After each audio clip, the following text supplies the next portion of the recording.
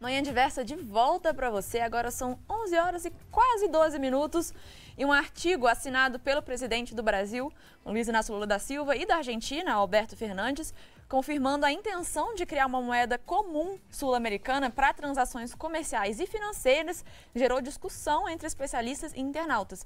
Vamos entender essa história.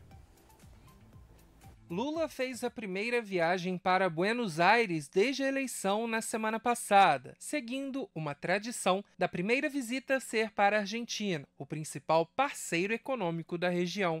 Os líderes das principais economias sul-americanas, na ocasião, anunciaram um estudo de desenvolvimento de uma moeda regional para fins comerciais. O que nós estamos tentando trabalhar agora é que os nossos ministros da Fazenda, lo que queremos trabajar ahora es que nuestros ministros de Hacienda, cada com sua equipe econômica, cada uno con su equipo, possam nos fazer uma proposta, puedan hacernos una propuesta de comércio exterior e de transações entre os dois países, de comercio exterior y transacciones entre los dos países, que seja feito numa moeda comum, que se haga en una moneda común, a ser construída que se construya com muito debate e com muitas reuniões. después de mucho debate y después de muchas reuniones. O presidente da Argentina também falou da necessidade de integrar a América Latina. Hemos hablado primero de la integración mayor de nuestros países. Primeiro falamos sobre a integração dos nossos países. Hemos hablado después de fortalecer, hacer más eficiente y potenciar el Mercosur. Falamos depois de fazer mais eficiente e potencializar e incrementar a importância do Mercosul. Hemos hablado también de volver a poner en marcha el UNASUR. Também falamos sobre voltar a colocar em andamento a Unasul. Lula disse que o principal objetivo da moeda comum é para que as transações entre os países da América do Sul não sejam dependentes do dólar. Porque muitas vezes tem países que têm dificuldade de adquirir o dólar. Porque há países que a vezes têm dificuldades em adquirir dólares. Você pode fazer acordos, estabelecer um tipo de moeda para o comércio que os bancos centrais, sabe, todo mês ou de quanto tempo quiser, façam um acerto de conta para que os dois países possam continuar fazendo negócio. A ideia da moeda comum foi levantada originalmente em artigo escrito no ano passado por Fernando Haddad e Gabriel Galípolo, hoje ministro da Fazenda e secretário executivo do Ministério, respectivamente. A intenção chegou a ser citada por Lula durante a campanha. Essa possibilidade gerou ruídos por especialistas nas redes sociais, havendo até uma confusão entre moeda comum e moeda única. Haddad tratou de explicar em uma entrevista coletiva, também em Buenos Aires. Quando surgiu a ideia de pagamento em moedas locais, foi no mesmo momento que o ex-ministro Paulo Guedes escreveu um artigo defendendo a moeda única entre Brasil e Argentina. Se eu não me engano, foi também em 2008. Não é isso que nós estamos defendendo. Nós não estamos defendendo moeda única. Nós estamos defendendo uma engenharia que não seja o pagamento em moedas locais, que não funcionou, mas não chegue ao estágio de uma unificação monetária, como é o caso do euro.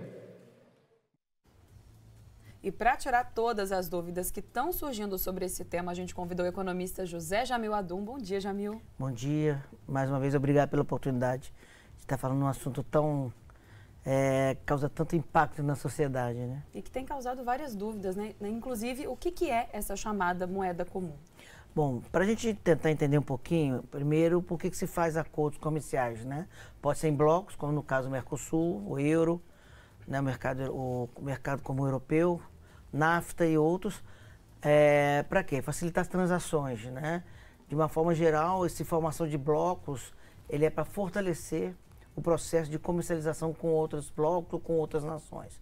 Então, a partir do momento que você forma esses blocos econômicos, você tem um maior poder de barganha, de fazer essas transações, que envolve não só comércio, mas também transferência tecnológica e outras coisas. Bom, na verdade, isso você tem que pegar o seguinte, o que foi colocado é uma moeda simplesmente a nível de fluxo financeiro e comercial entre Brasil e Argentina. Né? Na verdade, quem colocou isso a princípio foi o presidente da Argentina e que depois o próprio ministro Haddad foi desmentindo, entre aspas, né, desmentindo essa ideia. Que é uma diferença grande entre você ter uma moeda comum de transação, né, entre Brasil e Argentina, como uma moeda que ocorre no caso do euro, que é a moeda dos países participantes do mercado comum europeu. Vamos entender melhor o que é então a moeda única, diferente da moeda comum. Explica pra gente. Vamos lá. Primeiro, essa moeda seria essencialmente para transações comerciais e fluxo financeiro. Seria uma moeda que seria utilizada simplesmente nas transações entre os dois países, no caso, que agora é Brasil e Argentina, né? E essa moeda aí que o Brasil e a Argentina estão querendo negociar, Jamil, o que é essa situação? Bom, a princípio é uma moeda que ela vai simplesmente servir para transações entre Brasil e Argentina, mais nenhum país da América Latina ou outra nação. Então, realmente é algo mais restrito à relação Brasil e Argentina. Sim, é bem mais restrito a Brasil e Argentina, ou seja, nenhum outro país vai estar utilizando a princípio essa moeda. Inclusive, a tendência é que ela seja uma questão de uma moeda virtual, que nem espécie, né, de estar emitindo moeda e assim por diante. Trata-se então de uma moeda simplesmente para transações entre Brasil e Argentina. E aí a gente está conversando aí de algo que está sendo conversado ainda, né, entre os países, mas é algo que realmente pode se tornar uma realidade? Bom, como o próprio Haddad colocou, nós vimos na entrevista, né, e está na mídia, nos anos né, do ex-governo, né, o Paulo Guedes, o ex-ministro, eles mesmo colocou essa hipótese. Só que a diferença, como o próprio ministro Haddad falou, é entre uma moeda única e uma moeda comum. No caso, uma moeda única seria se fosse uma moeda única para os países que pertencem ao bloco do Mercosul estão utilizando. Brasil, Paraguai, Uruguai, Argentina. Só que nesse caso não, é uma moeda única a ser usada entre Brasil e Argentina. E sendo essa a realidade, Jamil, quais seriam os benefícios e até mesmo os prejuízos dessa situação? Bom, a nível de taxa de câmbio, a questão de política cambial, como o dólar é uma moeda muito forte internacionalmente, né? Com certeza a moeda mais forte que existe, você evita de estar comprar uma moeda que está muito valorizada em relação à sua. Então, quando você for fazer uma reserva, de vez por um caso, você fazer reserva em dólar para poder pagar a Argentina ou vice-versa, argentino pagar o brasileiro, você evitaria de comprar dólar, né? E compraria nessa moeda comum, ou seja, facilitaria a questão de você tirar seus recursos, suas moedas, para comprar uma moeda internacional. Então, no caso, essas reservas que ficariam nessa moeda, ficaria uma reserva fora o dólar, que facilitaria esse comércio com a Argentina. Por quê? Nós já ouvimos falar muito a questão de dolarização da economia, né? É muito complicado você estar dolarizando a economia. Já tivemos um pouquinho isso na época da transação da passagem do Plano Real. Você viu uma espécie de 1 para 1 e outras experiências. E realmente você dolarizar a economia com a economia de primeiro mundo, né? A primeira economia mundial, igual aos Estados Unidos, não é bom, não ajuda, né? Assim, não facilita as suas condições. E aí uma coisa que está realmente causando muita controvérsia, muita discussão é essa questão de essa moeda vai vir para substituir o real ou o peso argentino. Não é isso que vai acontecer, né? Isso é algo que tem muita gente confundindo, né? Não, essa moeda especificamente nas transações, o peso argentino permanece, o real, no caso brasileiro, permanece. Ou seja, não há nenhuma mudança de moeda nem na Argentina, nenhuma troca de moeda nem pela Argentina, nem pelo Brasil, né, talvez chamado SUR, né? Cada um vai ficar com sua moeda, o real brasileiro, o peso argentino e simplesmente, né, supostamente, essa moeda virtual para transações entre os dois países. E no caso do euro também, não é uma espécie de euro, né? A gente está falando realmente de uma situação diferente. Não. Com certeza não se encaixa nesse sentido, porque o euro, ele tem países pertencendo ao mercado como o europeu, que tem como moeda o euro, como moeda comum entre eles, né? Ou seja, eles trocaram sua moeda pelo euro, né? Então, alguns países participantes do mercado como o europeu não adotam o euro, apesar de participarem. Eles participam do mercado como o europeu, mas têm suas moedas próprias. E aí essa moeda, né, ela seria também, poderia ser utilizada também para turistas que estão visitando o Brasil e a Argentina, ou seria só entre transações entre os países? Bom, a experiência até, né, já que eu estive lá uma vez, por exemplo, você já tem troca até do peso argentino por real e dólar. Então, quer dizer, a princípio não vi nada no que se refere à questão do turismo, né, só reforçar mais uma vez, simplesmente para transações, fluxo financeiro e comercial de bens, né, e serviços. E Jamil, você comentou sobre uma possível moeda virtual, né, nesse formato, né, virtual. E apesar de a gente ter hoje essa intimidade com o universo digital, talvez por essa questão aí de transações e tal seria diferente. Então, como que funcionaria uma moeda virtual nesse caso? Não, ela simplesmente não teria nenhuma impressão. Físico, né? Impresso. Nada físico, seria geralmente, se é que pode chamar assim, como se fosse a transação via um Pix, né? Não é um Pix, mas via assim, né? Transações simplesmente virtual, por bancária, sem impressão ou qualquer transação, nenhuma moeda que você colocaria numa carteira. Isso daria também uma forma maior de autonomia? Bom, o que acontece? Tanto o Brasil quanto a Argentina, mais a Argentina, pela situação econômica dela, fica complicado porque, devido à inflação e taxa de juros, no processo de exportação e importação, o argentino tem o comportamento seguinte. Primeiro, quando ele vende lá fora, ele fica segurando, por quê? Para esperar desvalorizar o peso, para ele poder comprar mais, né? Para ele poder ganhar mais. E o importador a mesma coisa, né? Fica naquela expectativa de não perder nessa troca, ou seja, fica importando antes do tempo, talvez, para não perder, e acaba se endividando em dólar. Então, essa busca desenfreada pelo dólar, como foi até comentado na entrevista, né, do presidente, acaba às vezes, você não tem reserva suficiente da sua própria moeda ou capacidade de ter tantos dólares para fazer essa troca. Então, entra na famosa questão de oferta e demanda, que também entra na questão quando se trata de moeda, e acaba, então, o dólar, a taxa de câmbio, fazendo com que a moeda local, no caso Argentina e Brasil, sendo desvalorizadas suas moedas. E a gente, né, você já falou um pouquinho sobre a grande diferença da realidade que o Brasil e a Argentina estão vivendo nesse momento, né? Essa diferença, essas realidades distintas entre os dois países, quais seriam os desafios que isso representaria nessa implantação dessa moeda? Bom, a Argentina, ela ainda passa por um processo político ainda um pouquinho mais complicado que o nosso, né? Você tem a vice-presidente com processo, né? De gestões passadas dela ainda. Então, ainda também uma disputa muito política de acordo com ideologias, né? Da ideologia do lado A, lado B, e acaba envolvendo todo o processo. E isso, com certeza, a gente tem colocado, quando eu venho conversar ou em outros locais, que a política, a economia anda junto com a política e vice-versa. Se a política também está dando confiabilidade, né? Então, você acaba que a economia vai junto. Então, eles estão com um processo um pouquinho mais difícil que a gente, uma inflação muito alta. 2022, praticamente, os preços dobraram, a inflação de 100%. Então, uma situação mais complicada que a do brasileiro, bem mais complicada que a situação que a do brasileiro.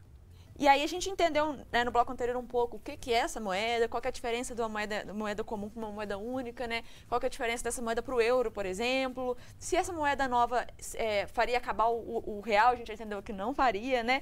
E aí a gente falou muito sobre essa questão do Brasil e da Argentina, que são os dois países aí que estão protagonizando essa história, né? E outros países do Mercosul também estão participando das negociações? Também entrariam nessa história? Você me permite só falar uma coisa antes?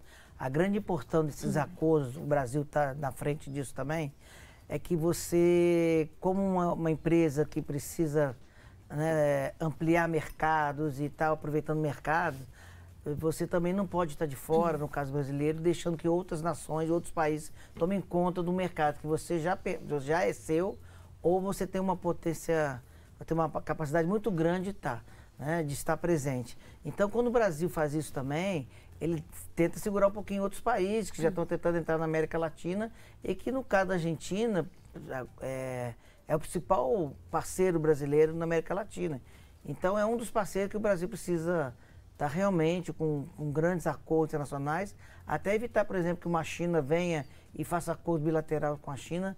O próprio Uruguai, né, ele está em um processo de conversa porque eles querem conversar separadamente, fazer acordo bilateral com a China, e isso o Mercosul ele não possibilita, né? O bloco que faz o acordo para o bloco, não individualizado. Então, se você me permite só voltar um pouquinho o que você tinha perguntado, em relação a... Você me fez a pergunta. A pergunta é se os outros países do Mercosul também estão participando das negociações. Focado em Brasil e Argentina. Qual que é a intenção no futuro? É que outro país, a partir do momento que essa moeda estiver fortalecida, ele entra nesse processo também, né, de integração, vamos dizer assim, com o Bloco Mercosul. E aí, futuramente, eu acho que não é uma coisa tão rápida, que esses países, principalmente do Bloco Mercosul, passam realmente a ter uma moeda de transação como é o euro. Não é o caso agora, mas futuramente, esse projeto em andamento, fortalecendo, sendo bem estruturado, que esses outros países do Bloco Mercosul se ingressem nesse projeto. E Jamil, a gente recebeu aqui dúvida também do nosso público que está acompanhando o bate-papo. Dessa vez a dúvida é do João Paulo, de Barra Mansa. Ele perguntou o seguinte: essa moeda pode inflacionar os países? Bom, teoricamente eu acredito que não. Porque a partir do momento que não é uma moeda que ela vai entrar no mercado interno de cada um, na economia doméstica que a gente chama, né? Não vai ficar concorrendo com o real aqui, ou vai ficar concorrendo internamente, né, com o peso argentino. Eu acredito que, teoricamente, eu acho que não tem condições de, né, não possibilita essa questão de estar causando inflação, não. E aí, qual que é a importância, Jamil, dessa integração da América Latina, que a gente está falando tanto sobre Mercosul, sobre os países, a participação de outros países nessa história? Qual que é a importância de existir essa integração entre os países da América Latina? Bom, a grande importância é que, a partir do momento que essa integração, esses países se fortalecem no processo de barganhar as transações, né, de barganhar a questão de tratados com outros países, de comércio com outros países. Porque individualmente, se cada um for, se enfraquece muito. Então você pode ver, por que se formou um bloco europeu? Justamente para sair um pouquinho também do dólar, se fortalecerem e não ficar na dependência do dólar. Por que você vê um processo de parceria lá na Ásia Pacífico com China e outros? Para justamente sair um pouco dessa moeda do dólar, ou seja, no caso americano, entre eles é uma preocupação muito grande de desvalorizar a moeda dele.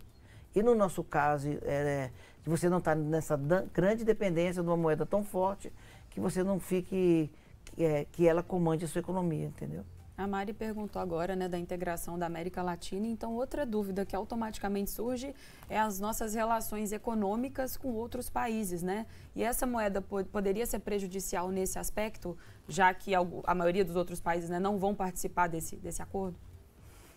Bom, isso aí como que se diz, está muito incipiente, né? Muito no início, mas eu acho que futuramente, como é proposta dos dois ministros, né, e dos dois presidentes, que futuramente ingressem. Mas eu acredito que não. Eu acho que está tendo uma grande conversa entre o atual presidente, né, que nessas suas viagens, ele já falou que vai viajar muito, para tentar colocar o Brasil, né, fortalecer as relações internacionais do Brasil. Eu já tive a oportunidade, eu tenho um projeto na área de comércio exterior, de trazer 2 embaixadores aqui em Juiz de Fora. Eu acho que é um momento de realmente, não só no caso brasileiro, mas a região aqui, a região local, a Zona da Mata e outros, se fortalecer para um comércio e fazer com que essa região também, no caso da Zona da Mata, seja mais reconhecida e ajudar os empresários locais também a vender e exportar. E voltando a falar um pouco de moeda única, né? Diferente da moeda comum que você já falou, que existem aí planos de no futuro, se a moeda comum se fortalecer, isso ser implementado, né? A moeda comum, ela iria interferir de alguma forma numa possível moeda única? Essas duas coisas se relacionam? Bom, o que existe hoje é como se fosse um ensaio, vamos dizer, eu estou colocando como um ensaio para que futuramente essa moeda possa ser, né, uma coisa como o euro, né? Assim, os países participantes, um bloco maior do que o Mercosul, está usando essa moeda, né? Como assim, alguns países da Europa estão usando o euro. Então, assim, há um estudo, há uma pretensão, futuramente, que possa ser uma moeda como o euro, assim, na América Latina. O próprio Paulo Guedes, quando ele fala essa questão, ele diz que futuramente existe probabilidade de existir só 5 moedas fortes, vamos dizer assim, né? Vamos dizer, que é no caso o dólar, a moeda chinesa, e uma delas seria uma moeda do bloco da América do Sul, né? Aqui do bloco do Sul, da América do Sul. E na América do Sul já foram criados outros projetos em relação a essa ideia de moeda comum? Já tiveram outras tentativas de criação? Bom, desde que o surgimento do Mercosul, existe uma conversa nesse sentido, né? Até porque é uma tendência ou uma facilidade de comercialização entre os países que estão dentro desse processo, né? Ou seja, mais uma vez se torna-se o assunto de uma moeda e é claro que existe também uma questão também de um discurso muito político das coisas, né? Para os dois países. A gente nunca pode descartar isso, né? Que de fortalecer a cada presidente, fortalecer as relações.